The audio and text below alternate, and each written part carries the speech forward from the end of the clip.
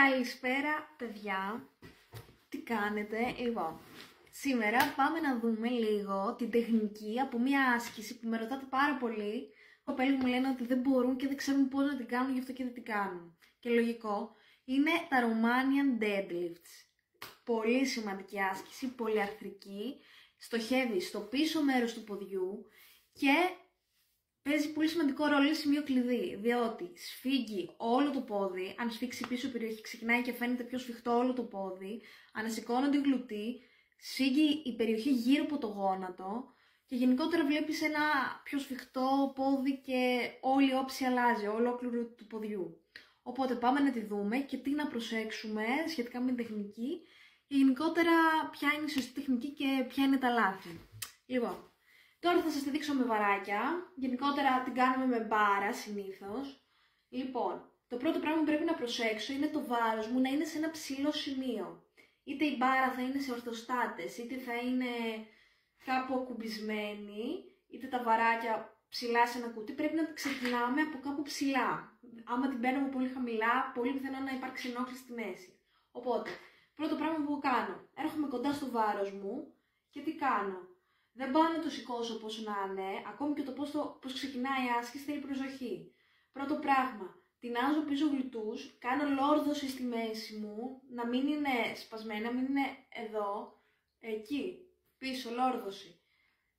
Πιάνω το βάρος μου με έξω το στήθος, το σηκώνω με σφιχτή κοιλιά, πάντα έχω σφιχτό πυρήνα και σφιχτή κοιλιά. Κάνω ένα βηματάκι πίσω για να έχω χώρο μπροστά μου και τι κάνω? Πρώτο πράγμα, πετάω πίσω γλουτούς, πίσω και πάνω, δεν χαμηλώνει η λεκάνη σαν να κάνω κάθισμα, πίσω και πάνω.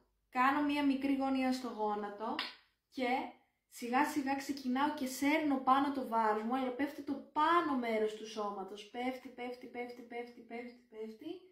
και ανεβαίνω πάλι. Τι πρέπει να προσέξεις? Όπως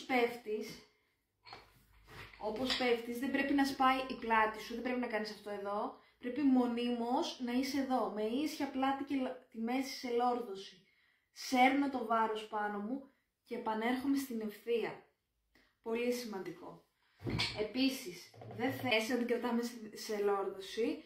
Θέλω όταν κάνω την άσκηση να νιώθω μια διάταση στο πίσω μέρος του ποδιού, στον οπίσθιο μυριαίο.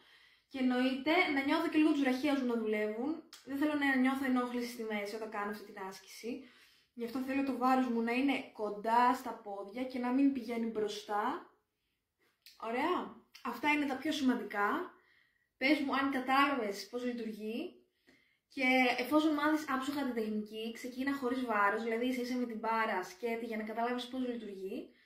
Και εφόσον τη μάθεις τέλεια, εκεί ξεκινάς και επιβαρύνεις και όσο επιβαρύνεις θα βλέπεις τεράστια διαφορά στο πώς φύγει το πόδι σου και πώς αλλάζει όλο το σχήμα σου. Αυτά από μένα. Πες μου ποια άλλη άσκηση θες να μάθεις πώς την κάνουμε και τα λέμε σε ένα επόμενο βίντεο.